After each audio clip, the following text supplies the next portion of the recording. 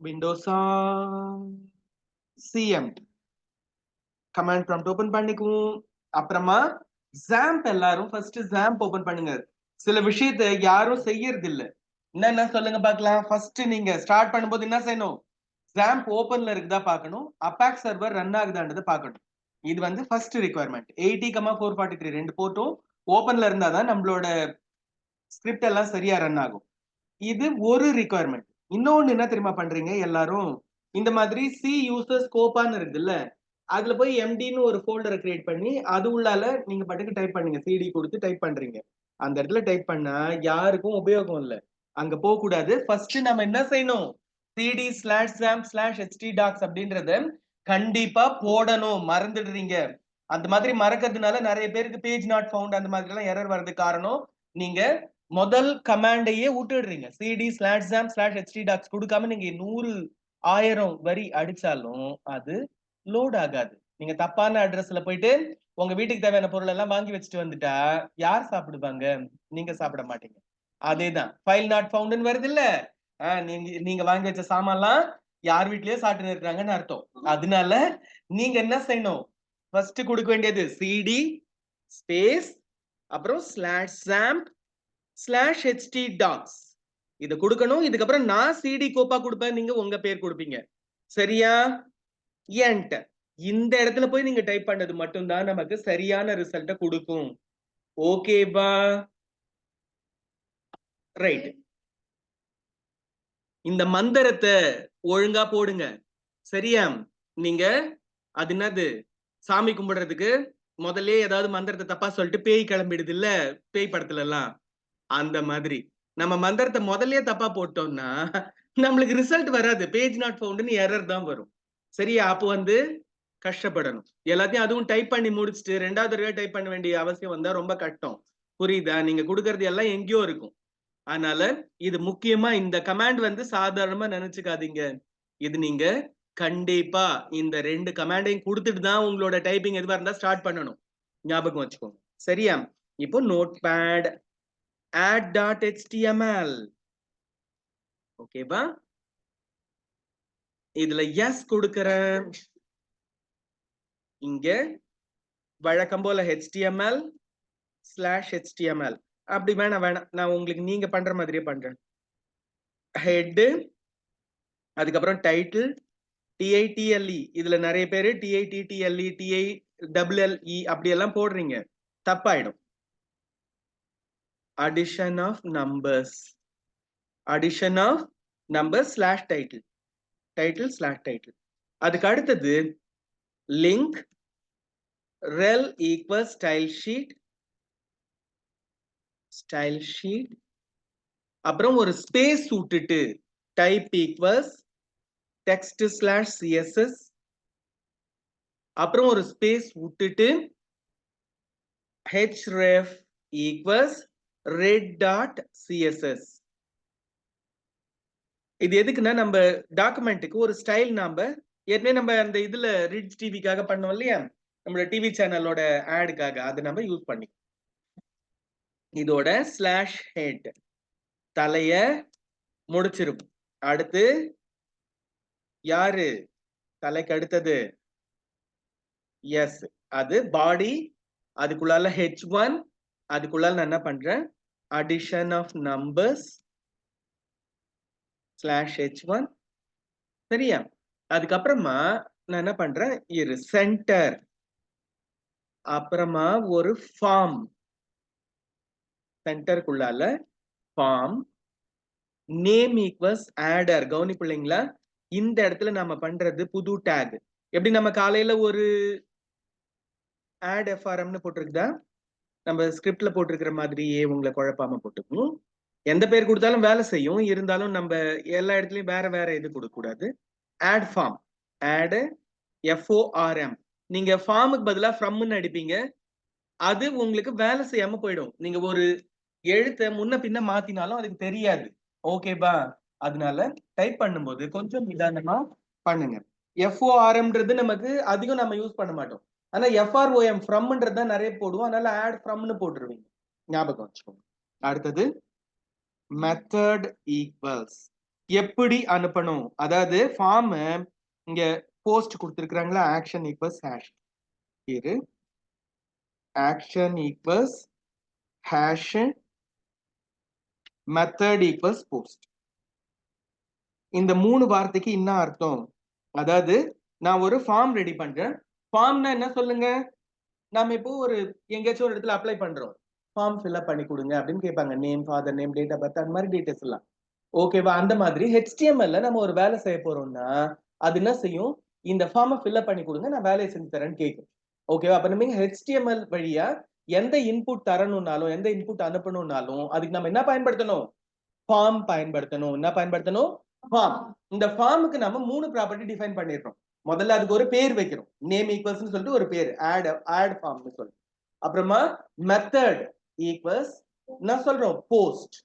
அதாவது போஸ்ட்னா என்ன கேட்டீங்கன்னா, நம்ம டேட்டாவை அனுப்புறோம் இல்லையா, அனுப்பும்போது கொஞ்சமான டேட்டா இருந்ததுன்னா, நீங்க இப்போ எப்படி சொல்லலாம், ஒரே ஒரு பேப்பர் நீங்க அனுப்பணும்னு நினைக்கிறீங்க, ஒரு பேப்பர் யாருக்கோ ஒருத்தவங்களுக்கு ஒரு லெட்டர் அனுப்பணும்னு நினைக்கிறீங்க, ஒரு சிங்கிள் பேஜ் லெட்டர். அதுக்கு நீங்க போய் இதுல அது பார்சல் சர்வீஸ்ல போயிட்டு அந்த லெட்டரோட கவர் எடுத்துன்னு போயிட்டு பார்சல்ல புக் பண்ணி காசு கொடுத்துட்டு வருவீங்களா, அது என்னது, இப்படி ஆஞ்சநேயர் இப்படி இது பண்ணிட்டு போவாரு, அது என்ன parcel service, Maruti parcel service நினைக்கிறேன். அதுல போயிட்டு நாம அப்படி ஒண்ணும் கொடுக்க வேண்டியது கிடையாது, ஒரே ஒரு பேஜ் தானே. நீங்க சாதா இந்தியா போஸ்ட்ல சாதா போஸ்ட் பாக்ஸ்ல போட்டாலே போயிடும். அது மாதிரி கொஞ்சமான டேட்டா இருந்தா அதுக்கு கெட் அப்படின்னு ஒண்ணு இருக்கு, ஜிஇடி கெட். சரியா? அதே நிறைய டேட்டா இருந்தா அதுக்கு போஸ்ட்னு இருக்கு. இந்த போஸ்ட்னது பார்சல் சர்வீஸ் மாதிரி, எவ்வளவு டேட்டா இருந்தா தாங்கும், எவ்வளவு கொடுத்தாலும் தாங்கும். ரொம்ப நல்லவன்றது யாரு, போஸ்ட். ரைட்டா? கொஞ்சோண்டு டேட்டா இருந்தா மட்டும் வேலை செய்யறது கெட். அதனால எப்பவுமே போஸ்ட் கொடுத்தா சேஃப். ஆனா போஸ்ட் கொஞ்சம் ஸ்லோவா இருக்கும்னு சொல்லுவாங்க. அதெல்லாம் இன்னைக்கு இருக்கிற கம்ப்யூட்டர்ல அது ஒன்னும் ஸ்லோ கிடையாது. இப்போ ஃபார்ம் கொடுத்தது ஸ்லாஷ் ஃபார்ம் கொடுத்து நான் அப்புறம் க்ளோஸ் பண்ணிக்கிறேன். இப்போ இதுக்குள்ளால என்ன பண்ணணும்னா ஒரு டேபிள் போடணும், ஒரு டேபிள். அதுக்குள்ளால ஒரு tr td ஸ்லாஷ் td, இதுக்குள்ள என்டர் எக்ஸ், அப்புறம் ஒரு td slash td td colon, இந்த இடத்துல கோலன், அப்புறம் td slash td td slash td. இந்த இடத்துல என்ன கேட்டீங்கன்னா இன்புட் டைப் ஈக்குவல்ஸ் நம்பர் கொடுக்கலாம் இல்ல டெக்ஸ்ட் கொடுக்கலாம். இது என்ன கேட்டீங்கன்னா இது வரைக்கும் நாம இன்புட் வாங்கினது கிடையாது, ஃபார்ம் எல்லாம் கொடுத்துருக்கிறோம், அதாவது டிஸ்பிளே எல்லாம் கொடுத்துருக்கிறோம். ஆனா டெக்ஸ்ட் நாம டைப் பண்றது தான் வரும்.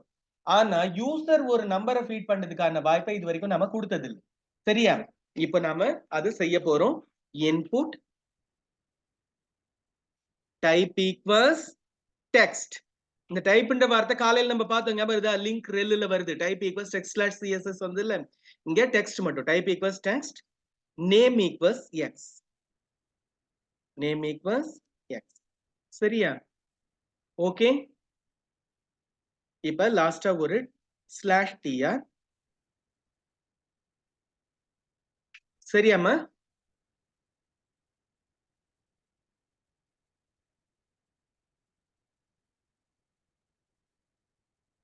இது வரைக்கும் நமக்கு என்ன ரிசல்ட் வருதுன்னு பாப்போமா ப்ரௌசர்ல.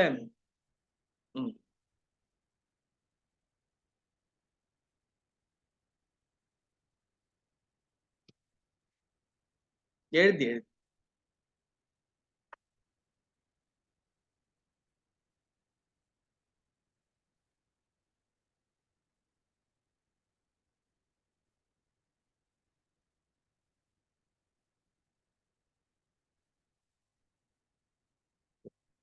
எழுதிட்டியா?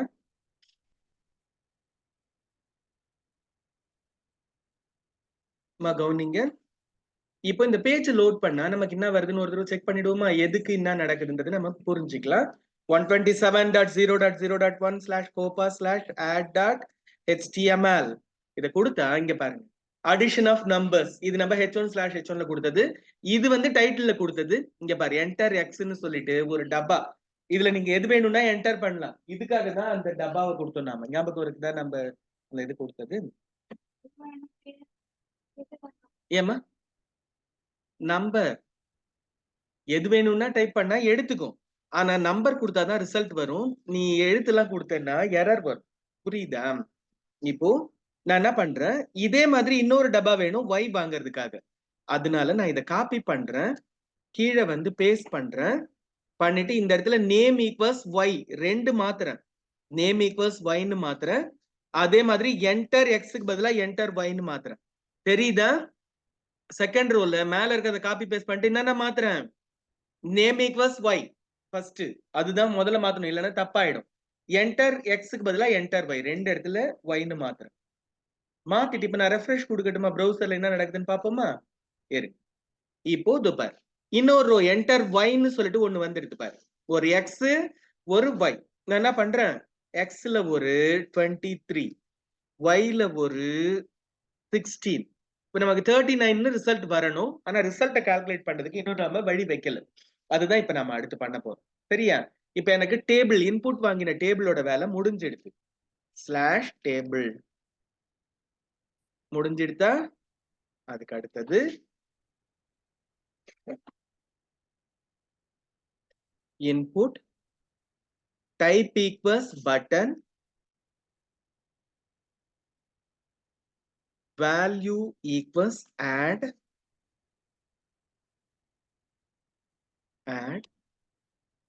சரியா? இப்ப இத கொடுத்தா ஒரு பட்டன் வந்துரும். ஆனா இங்க பாரு, add, இந்த இடத்துல ஒரு பட்டன் கீழே வந்துரும் addன்னு. ஆனா இதை கிளிக் பண்ணா எந்த ரிசல்ட்டும் வராது. ஓகேவா? எப்படி ரிசல்ட்டை வரவழைக்கிறது, அதுதான் இப்ப நமக்கு அடுத்தது. அதுக்கு ஆன் கிளிக் ஈக்குவல்ஸ், இதை கிளிக் பண்ணா என்ன செய்யணும், டபுள் கோட்ஸ் ஓபன் பண்ணுங்க. ஐயோ, ஒரு விஷயத்தை நாம சொல்ல மறந்துட்டோம்.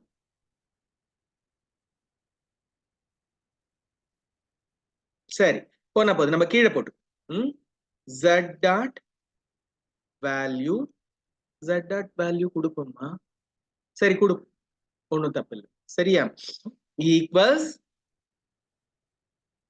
Number n capital x dot value plus number n capital y dot value. இப்படின்னா என்ன அர்த்தம், z ஒண்ணு நாம இன்னும் டிஃபைன் பண்ணல. ஆனா x-னா இவரு, நேம் x-ன்னு கொடுத்திருக்கோம்ல, இதுல நாம கொடுத்திருக்கிறது 23. ஓகேவா? இந்த இடத்துல அது என்ன பண்ணும், 23ன்றதை எடுத்துன்னு வந்து நம்பரா மாத்திக்கும். இல்லைன்னா என்ன ஆகும், 23ன்றது ஸ்ட்ரிங்கா எடுத்துக்கும் அது. அதே மாதிரி y dot value, y dot value 16 இருக்கும். 16 இருக்கிறது ஸ்ட்ரிங்கா இல்லாம நம்பரா மாத்துறதுக்காக நம்பர்னு ஃபங்க்ஷன் நாம கால் பண்றோம். n கேபிட்டல் நம்பர்ல என்ன சொல்லுங்க, n கேபிட்டல், ரைட்டா? இப்போ இதனோட ரிசல்ட் எங்க வரும், எங்க கேட்டீங்கன்னா input type equals text, name equals z, அப்புறம் ரீட் ஒன்லி. ரீட் ஒன்லின்னா என்ன சொல்லுங்க, அதுல நாம டைப் பண்ண முடியாது. ரீட் ஒன்லின்னு சொன்னா டைப் பண்ண முடியாது. சரியா? இதுக்கு முன்னால ரிசல்ட்னு போட்டுருவோமா அப்படின்னு சொல்லிட்டு இப்படி போட்டு, சரியா? சரியாமா? ஏறு, நாம இப்போ ஜஸ்ட் ஒரே ஒரு தடவை இதை ரெஃப்ரெஷ் கொடுப்போம். கொடுத்துட்டு ஐயோ, இந்த இடத்துல பிஆர் கொடுத்துருக்கணும் ஆடுக்கு பக்கத்துல. இருங்கம்மா, இங்க பாரு, இது எல்லாம் பக்கத்துல பக்கத்துல ஓடி வருது இல்ல. இது நம்ம அந்த மாதிரி இல்லாம அடுத்த லைனுக்கு வரணும்னா வேர்ட்ல எல்லாம் என்டர் தட்டுவோம்ல, அந்த மாதிரி இங்க என்டர் தட்டுறதுக்கு பதிலா பிஆர், பிஆர்னா பிரேக், பிஆர் ஸ்பேஸ் விட்டு ஸ்லாஷ் போட்டு க்ளோஸ் பண்ணுங்க. இந்த இடத்துல இந்த இந்த இடத்துல ஒரு பிஆர் ஸ்லாஷ், அப்புறம் இங்க ஒரு பிஆர் ஸ்லாஷ். ஓகேவா? இந்த டேக் வந்து கண்டிப்பா தேவை, அப்பதான் நமக்கு கரெக்டான லேஅவுட்டோட வரும். ஓகேவா?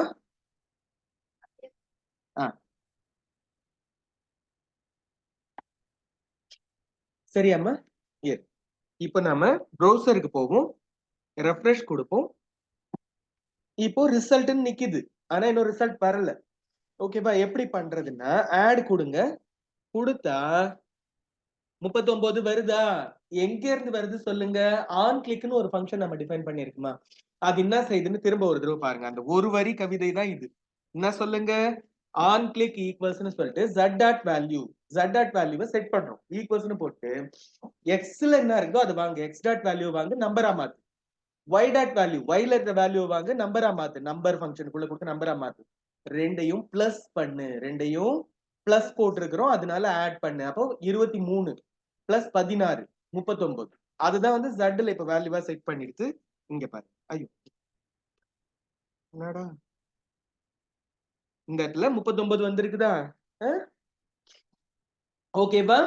இப்ப நானு கண்ட்ரோல் பி. இந்த ரிசல்ட் மட்டும் ரொம்ப பெரியவனா இருக்கிறான்ல, ஆனா நம்ம டேக் விட்டு கொஞ்சம் தப்பா வந்துட்டோம்னு நினைக்கிறேன்.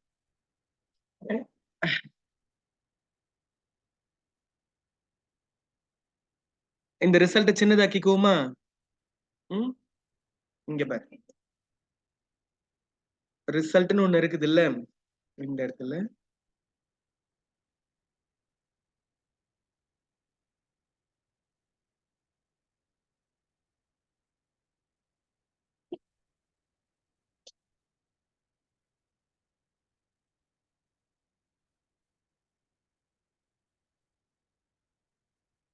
இருங்க.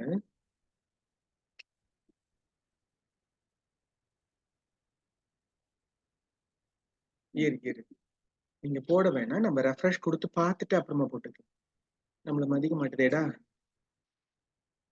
இரு.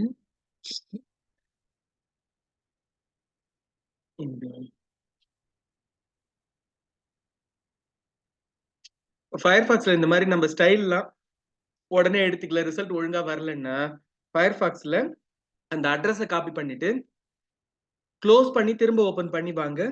அது ரெஃப்ரெஷ் ஆகி சரியான ரிசல்ட்டை கொடுக்கும்.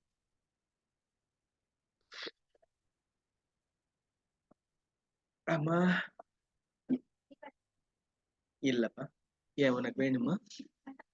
வேணும்னா நான் டிரான்ஸ்ஃபர் பண்றேன். உங்களோட கன்சர்னுக்கு ரொம்ப தேங்க்ஸ். நாளை காலையில 9 மணிக்கு ஹாஸ்பிட்டல்ல இருக்கணும்னு நீ சொல்லுவ, எனக்கு தெரியும்.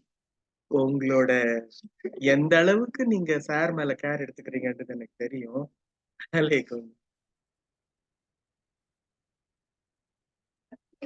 அம்மா பசங்களா, நம்ம ஒரே ஒரு சின்ன இது பண்ணிக்கலாமா? இந்த ரிசல்ட் மிஸ்டேக் எல்லாம் ஒண்ணும் இல்ல, தப்பு ஒண்ணும் பண்ணல. நீங்க ஒரே ஒரு சேஞ்ச் மட்டும் பண்ண வேண்டியது இருக்கும். அது சொல்லிடவா? இப்ப இதெல்லாம் ஓகே தான். இந்த இடத்துல இங்க பாருங்க, இந்த கமாண்ட் ப்ராம்ப்ட்ல notepad red dot CSS open பண்ணுங்க. ஓபன் பண்ணிட்டு இந்த 300% பதிலா 100% மாத்திருங்க. இந்த ஒண்ணு மட்டும் இல்லைன்னா இந்த ஃபாண்ட் சைஸ்ன்றதே தூக்கிடுங்க. 100% கூட தேவையில்லை, இந்த டேகே தூக்கிடுங்க. அது அதுக்கு நேச்சுரலா என்ன சைஸோ அந்த சைஸ்ல வந்துக்கும். அந்த டேக் ஃபாண்ட் சைஸ் 100% கூட தர வேணாம், அப்படியே விட்டுட்டா போதும். விட்டுட்டு இங்க வந்து ரெஃப்ரெஷ் கொடுங்க. எல்லாமே அது அதுக்கு ஏத்த சைஸ்ல ஒழுங்கா வந்துரும். ஒரு செகண்ட் இது க்ளோஸ் பண்றேன். பிளஸ் டேய் நல்லவனே, இல்ல இல்ல இது இருக்கு வரேன் நான் உனக்கு எட்ஜ்ல இல்லம்மா, இது ஃபயர்பாக்ஸ் ப்ரௌசர்ல க்ளோஸ் பண்ணிட்டு வந்தாதான் வருது. ஒவ்வொரு ப்ரௌசருக்கும் ஒரு ஒரு பைத்தியக்காரத்தனம் இருக்குது, நம்ம ஒன்றும் சொல்ல முடியாது. கவனிங்க,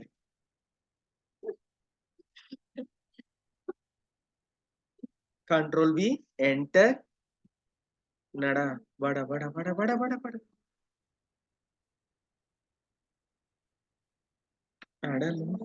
இரு. View page red dot CSS, அது 300%லயே ரெட் டாட் சிஎஸ்எஸ் வச்சிருக்குது. இருமா, கண்ட்ரோல் வி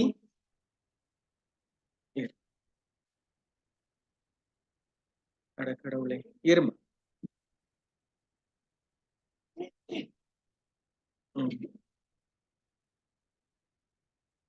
ஓகே, இப்ப இதுல கரெக்டா காட்டுது. அது ஃபயர்பாக்ஸ் வந்து கொஞ்சம் மூளை கெட்டு போயிருக்குது. அது நாம அப்புறமா சரி பண்ணிக்கலாம். இப்போ 26 இன்புட், 13 ஒரு இன்புட், ஆட் கொடுத்தோம்னா ரிசல்ட்ல 39ன்னு வரும். இது மட்டும் நீங்க கண்ட்ரோல் பி கொடுத்து பிடிஎஃப் ஆக்குங்க ஒரு பக்கம். இன்னொரு பக்கம் ஃபயர்பாக்ஸ்ல ரைட் கிளிக் பண்ணி வியூ பேஜ் சோர்ஸ் கொடுத்து அந்த சோர்ஸ் கோட பிடிஎஃப் ஆக்குங்க இன்னொரு பக்கம். சரியா போச்சா? இது ஒண்ணு, இதுக்கு அடுத்த பேஜ்ல ஒண்ணு. செய்வீங்களா? இரு. இங்க இதெல்லாம் க்ளோஸ் பண்ணாம இருக்குது.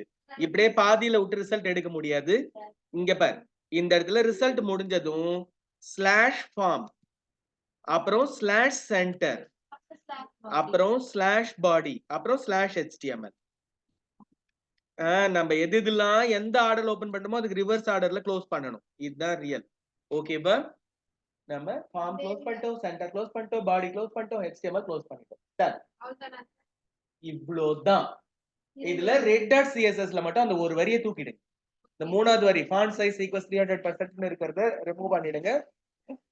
மத்தபடிக்கு நமக்கு எதுவும் பிரச்சனை இல்லை. எழுதிட்டா போய் பண்ணு.